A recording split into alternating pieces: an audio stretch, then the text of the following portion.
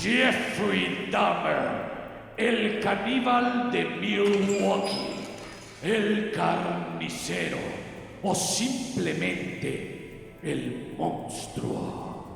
Asesino serial, que no solo es uno de los más conocidos en Estados Unidos y el mundo entero, sino que también es de los más depravados que hayan pisado el planeta. Con 17 víctimas en su haber, este homicida es uno de esos casos perdidos de la naturaleza que te hacen pensar que realmente existen los demonios y que caminan entre nosotros, acechantes, hambrientos, como lobos vestidos con piel de una oveja. Sadomasoquismo, necrofilia, canibalismo y una obsesión por crear su propia versión de un sirviente zombie.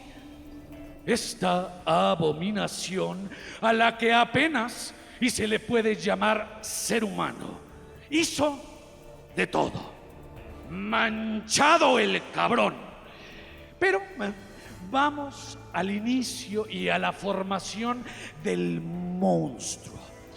El origen del desequilibrio de Dahmer se sale del marco común para este tipo de asesinos seriales y sigue planteando incógnitas para la psiquiatría forense hasta nuestros días. Los primeros años en la vida de Jeffrey no hubo ningún evento significativo que le dejara un trauma, a excepción del divorcio de sus padres. Pero ¿cuántos no han pasado por un proceso similar? Y no todos terminan por convertirse en maníacos homicidas. Por ello, resulta intrigante cómo fue que Dahmer, ya adolescente, desarrolló el gusto por torturar y disecar animales. Bien, pues dicha afición fue ascendiendo muy rápidamente desde insectos y pájaros hasta que tuvo la posibilidad de diseccionar un cerdo en su clase de biología. Quizá en ese entonces también desarrolló su pronunciado y conocido gusto por las chuletas. Llegó un punto en el que en joven decapitó a un perro callejero y clavó su cabeza en una estaca, la cual puso en medio del bosque que se encontraba cerca de su casa. Pero al llegar a la adultez, los animales dejaron de ser suficientes y divertidos. Justo en su cumpleaños número 18, Jeffrey pudo hacer realidad una fantasía que llevaba largo tiempo implantada en su cerebro. En 1978 levantó a un autoestopista llamado Stephen Hicks. El propio Dahmer admitiría, luego de ser detenido, que deseaba nunca haber frenado su automóvil esa primera vez. Lo llevó a su casa y no pudo resistirse al imaginar esos órganos palpitantes, bañados por sangre, calientitos. ¡Oh! Se me hizo agua el hocico. Entonces golpeó y enseguida estranguló al viajero con una mancuerna para entonces apretar otro cuello, pero ahora el cuello del ganso, o sea, se la jaló sobre el cadáver.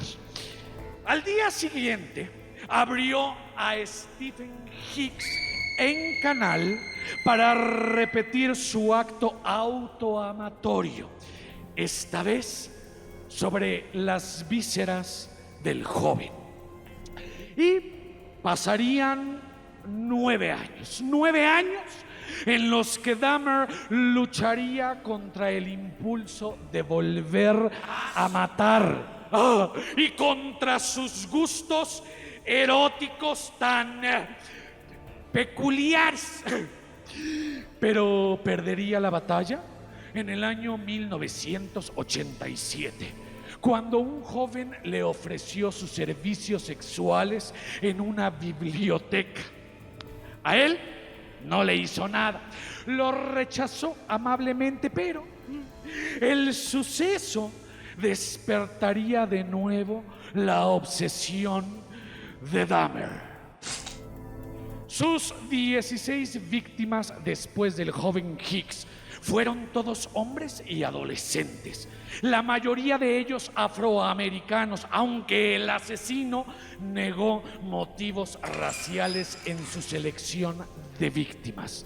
Dijo que los escogió porque le gustaban sus cuerpos. Pues sí, con una riatota. Una vez escogida la presa, Dahmer los llevaba a su casa para tener sexo, y para evitar que lo abandonaran, mataba a sus nuevos amantes. ¡Oh! Por unos días seguía disfrutando de sus cuerpos, pero la forma definitiva para que se quedaran por siempre con él era comiéndoselos.